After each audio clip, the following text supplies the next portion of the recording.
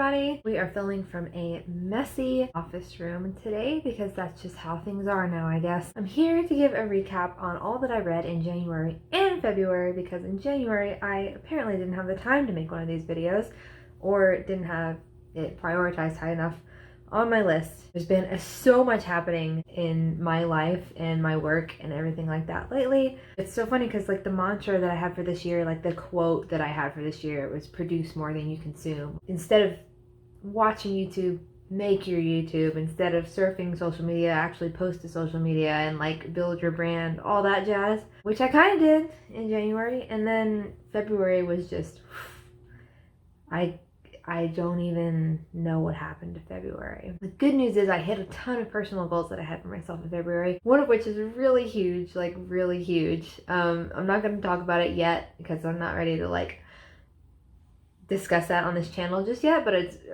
really exciting. I'll talk about it probably in a couple months when it feels a little more real and less like a dream. But for now, I am going to wrap up both of the first months of this year so that I can be caught up, and then hopefully I will be getting you guys monthly reading wrap-ups as I did last year.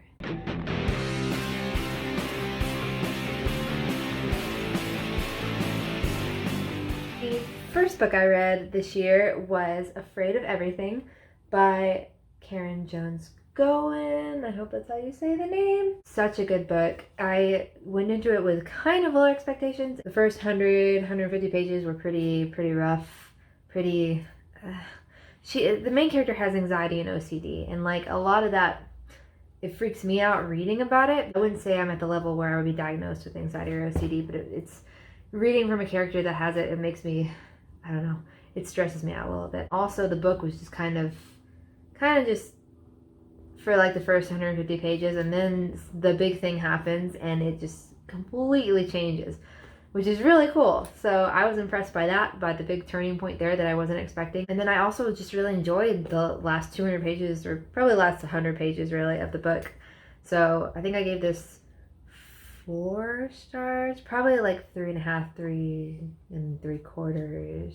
Did a book talk on it, right? Yeah, I did a book talk on this. Then went on to read The Darkest Minds by Alexander Bracken. I loved these books. Like, I cannot stop talking about them to people. I haven't read a dystopian series in so long, and maybe that's the reason I liked it so much, but I think it's just really a good series. The first book was like good, like 4 stars good, and then I got to Never Fade, and it went right up to 5 stars. Never Fade is my favorite one in the series.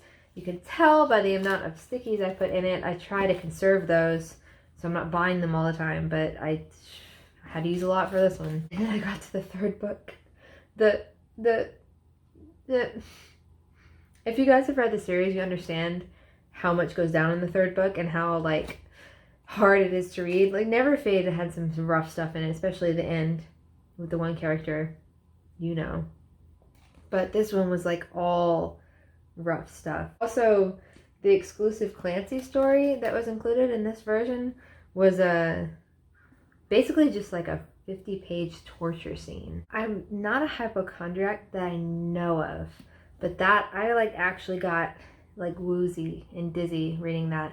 So if you're easily grossed out or if you faint really easily and stuff, don't read the Clancy story at the end. But the rest of the book is really good. I'm so happy I got through all 3 in 1 month. It was gifted to me for Christmas by my sister, and I just had to get started immediately. I just had to. That was all 4 of the books I read in January. I wanted to read more, but it has been a busy year so far. So my goal is 50 books this year. I read 40 last year. I think it would be doable to do 50 this year because I was in school half of last year. Try not to put too much pressure on myself though. I started February off by completing the box set of Darkest Mind series that I had, which is Through the Dark, which includes all of the collection of short stories and novellas that she wrote, and it was really good. It was cool seeing some characters that we didn't get to see a lot of in the other books because we really just focused on like the 2 or 3 main characters. And I'm very glad I got the box set that includes this. I put a lot of stickies in this one too, just because there was a lot going on. You know, when you write a novella, it has to have that arc pretty quick. So the next book I read in February was Binti, which I didn't expect to like as much as I did. I wouldn't say it's my favorite book I've read this year, but for how short it is, and because it's a very sci-fi-y book, and I already knew going in that I wasn't a huge fan of sci-fi, it was pretty good. So I will say all 90-something pages of it.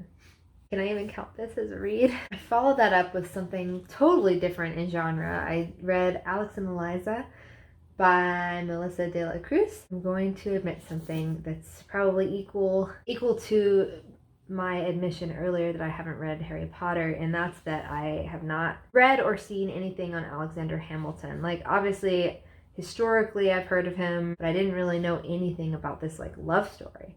And I never saw the play or the movie based on the play or any other books talking about Alexander Hamilton. I think that was like a thing in 2017.